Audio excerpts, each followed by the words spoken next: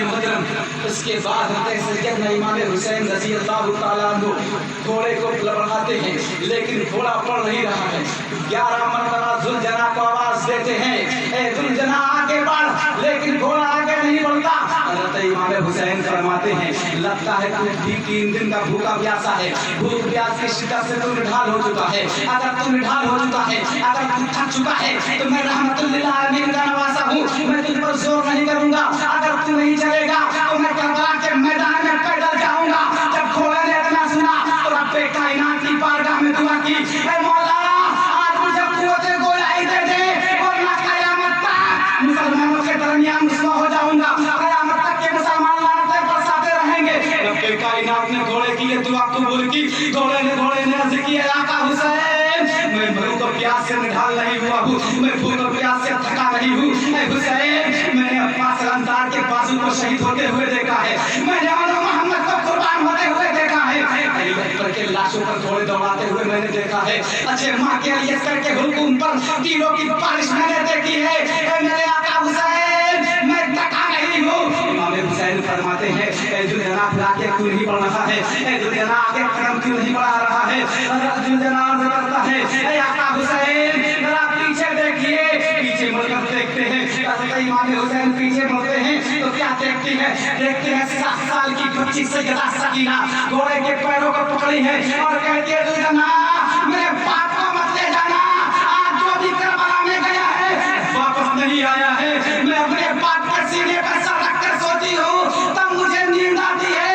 अगर मेरे बाप को तू लेकर चला गया तो मैं किसके सर के सीने पर सर रखकर सोऊं। हज़रत इमाम हुसैन ने सैयदा सकीना को देखा।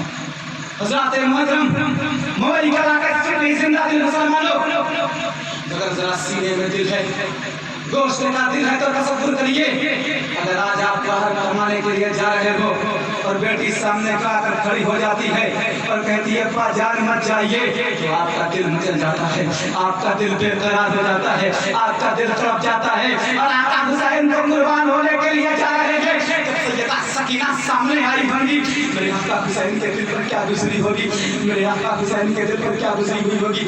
मेरे आका हुसैन फोन करते हैं, सकीना को गोद में लेकर प्यार कर लिया जाए। हज़रत सैयदा सकीना को गोद में लेने का इरादा करते हैं। सैयदा सकीना से कहती है, ऐ अब्बा जान, आज सुबह से आप तक लाश उठाते उठाते थक गए होंगे, ऐ आका हुसैन आप मुझे गोद में लेने के लिए परेशान ना होइए, बस जरा सा झुक जाइए, जिस तरह रुकू में झुका जाता है उस तरह झुक जाइए, ताकि मैं जीवन के आपको प्यार कर लूं। हज़रत इमाम हुसैन फरमाते, क्या बात है बेटी, अर्ज़ करती है अब्बा जान जरा सा आप झुक जाइए, अगर मैं आपके बराबर पहुंच पाती तो मैं आपको ये भी तकलीफ न देती, आप जरा सा झुक जाए ताकि मैं आपके बराबर पहुंच जाऊं, मैं आपको जीवन के प्यार तो कर लूं आखिरी बार। हज़रत इमाम हुसैन देखते हैं, हज़रत सैयदा सकीना माथे का बोसा देती, मोटे माथे का बोसा लेती है, फिर दाएं रफ्तार का बोसा लेती है, फिर बाएं रफ्तार का बोसा लेती है, फिर लबे मुबारक का बोसा लेती है, फिर उल्कून का बोसा लेती है, फिर सीने का बोसा लेती है। हज़रत सैयदा सकीना ने पेशानी का बोसा लिया, हज़रत इमाम हुसैन खामोश थे। हज़रत सैयदा सकीना ने दाएं रफ्तार का बोसा लिया, हज़रत इमाम हुसैन खामोश, बाएं रफ्तार का बोसा लिया, हज़रत इमाम हुसैन खामोश, हज़रत सैयदा सकीना ने लबे मुबारक का बोसा लिया, हज़रत इमाम हुसैन खामोश, हज़रत सैयदा सकीना ने उल्कून का बोसा लिया, हज़रत इमाम हुसैन खामोश, हज़रत सैयदा सकीना ने जैसे ही सीने का बोसा लिया, मेरे आका हुसैन फरमाते हैं, ए बेटी सकीना क्या बात है, ये सीने का बोसा किस लिए। हज़रत सैयदा सकीना से करती है, ए अब्बा जान, पेशानी का बोसा नाना मुस्तफा का बोसा है, दाएं रफ्तार का बोसा सैयदा फातिमा का बोसा है, बाएं रफ्तार का बोसा मौला अली बाबा मौला दादा मौला अली का बोसा है, लबे मुबारक का बोसा चाचा हसन का बोसा है, हुक्म का बोसा मेरा बोसा है। हज़रत इमाम हुसैन फरमाते हैं, लेकिन बेटी ने तो बताओ सैयदा सकीना मेरे सीने का बोसा क्यों लिया। सैयदा सकीना से करती है, ए बाबा जान रहने दो, बर्दाश्त नहीं कर पाएंगे। सैयद इमाम हुसैन फरमाते हैं, ए बेटी बताओ तो जरा सीने का बोसा क्यों लिया। सैयदा सकीना से करती है, ए अब्बा जान ये सीने का बोसा वो है जो आपकी बेटी सुगरा मदीने में छूट गई थी, ये सीने का बोसा सुगरा का बोसा है। हज़रत इमाम हुसैन फरमाते हैं, ए बेटी सकीना तुम्हें आज सुगरा की याद कैसे आ गई, तुम्हें अपनी मदीने वाली बहन सुगरा की याद कैसे आई।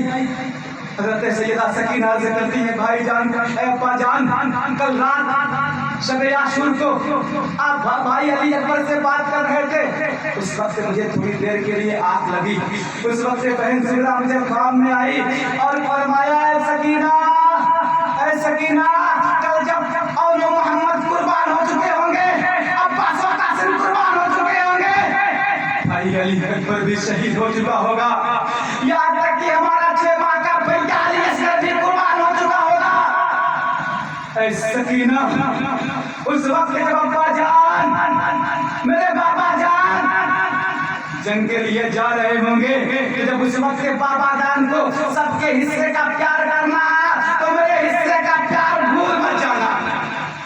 حضرت امام حسین سیدہ سکینہ کو پیار کرتے ہیں اور بہن زینب سے کہتے ہیں بہن زینب میری سکینہ کو خیال رکھنا، میری سکینہ کو میرے بغیر نیند نہیں آتی، آج کی رات پہلی رات اس کی ہوگی جب بغیر میرے گزرے گی، اے زینب میری بہن سکینہ کا خیال رکھ، میری بیٹی سکینہ کا خیال رکھنا، یہ روئے تو اسے چپ کرانا۔ اس کے بعد امام حسین گھوڑے پر سوار ہوتے ہیں، میدان جنگ کی طرف چلتے ہیں، دل میں خیال آتا ہے حسین ذرا ایک بار مدینے کی طرف مڑ کر تو دیکھ لو، مدینے کی طرف مڑ کر دیکھو۔ جیسے ہی مدینے کا خیال آیا نانا مصطفیٰ کی یاد آ گئی، بیٹی سغرا کی یاد آ گئی، مدینے پیچھے منہ نگاہ کرتے ہیں، کیا دیکھتے ہیں گرد نظر آ رہی ہے، ایسا لگتا ہے کوئی سوار آ رہا ہے۔ حضرت امام حسین کے دل میں خیال آیا لگتا ہے مدینہ منورہ سے کوئی آ رہا ہے، اتنے میں کیا دیکھتے ہیں ایک شخص ایک مسافر آتا ہے اور گھوڑے پر سے اترتا ہے، گھوڑے پر سے اترنے کے بعد وہ کبھی حضرت عباس کے لاشے کے قریب جاتا ہے، کبھی علی اکبر کے لاشے کے قریب جاتا ہے، کبھی حضرت قاسم کے لاشے کے قریب جاتا ہے، وہ یوں ہی چکر لگا رہا ہے۔ حضرت امام حسین فرماتے ہیں اے مسافر تو کون ہے، اے مسافر تو کون ہے؟ وہ مسافر کہتا ہے میں مدینے سے آیا ہوں، سغرا کا قاصد ہوں، سغرا کا خط لے کر ان کے باپ حسین کو دینے آیا ہوں۔ حضرت امام حسین فرماتے ہیں لاؤ سغرا کا خط مجھے دے دو، لاؤ سغرا کا خط مجھے دکھاؤ۔ حضرت مسافر کہتا ہے کیا آپ کو یہ نہیں معلوم کہ بیٹی کا خط باپ کا نہیں لکھا ہے اور بیٹی کا خط باپ کے حوالے کیا جاتا ہے، کسی دوسرے کے حوالے نہیں کیا جاتا ہے۔ حضرت امام حسین فرماتے ہیں میں ہی سغرا کا باپ حسین ہوں۔ وہ کہتا ہے لیکن سغرا نے مجھے 2 خط دیا تھا، ایک خط اپنے باپ کے لیے لکھا تھا اور ایک خط میں اپنے باپ کی پہچان لکھی تھی، اپنے باپ کی علامت لکھی تھی، اپنے باپ کی شناخت لکھی تھی، لیکن جو پہچان لکھی تھی، جو علامت لکھی تھی، وہ پہچان تو آپ سے مل نہیں رہی ہے، وہ پہچان آپ سے تو وہ علامت تو آپ سے میچ نہیں کھا رہی ہے۔ حضرت امام حسین فرماتے ہیں بتاؤ کیا پہچان لکھی تھی، بتاؤ کیا شناخت لکھی تھی، بتاؤ کیا علامت لکھی تھی۔ وہ قاصد خط کو کھولتا ہے، خط کھولنے کے بعد کہتا ہے اس میں 3 علامتیں لکھی ہے، اس میں 3 پہچان لکھی ہے، 3 شناختیں لکھی ہے۔ پہلی علامت یہ ہے، پہلی پہچان یہ ہے کہ میرے حضرت سغرا نے یہ لکھا ہے کہ میرے باپ کے سارے بال سیاہ ہیں، سارے بال کالے ہیں، لیکن آپ کے تو سارے بال سفید نظر آ رہے ہیں۔ حضرت امام حسین نے اس قاصد کا ہاتھ پکڑا اور ہاتھ پکڑ کر حضرت علی اکبر کے لاش کے قریب لائے اور ایسے پہچانتے ہو کون ہے، اسے پہچان رہے ہو کون ہے؟ اس قاصد نے کہا پہچانتا تو نہیں ہوں، لیکن ایسا لگتا ہے کہ آسمان کا چاند زمین پر اتر آیا ہے، ایسا لگتا ہے چاند کی چمک، چاند کی روشنی زمین پر اتر آئی ہے۔ حضرت امام حسین فرماتے ہیں یہ میرا بیٹا علی اکبر ہے، جب یہ پرواز یہ خیمے سے میدان جنگ کے لیے آیا تھا تو اس وقت میرے سارے بال سیاہ تھے، سارے بال کالے تھے، جب یہ میدان جنگ میں رہا تھا اس وقت میرے سارے بال سیاہ تھے، کالے تھے، لیکن جب اس کے سینے پر نیزہ لگا، جب اس کے سینے پر نیزہ لگا اور میں نے اس کے سینے سے نیزہ نکالا، جیسے ہی میں نے علی اکبر کے سینے سے نیزہ نکالا اسی وقت میرے سارے بال سفید تھے۔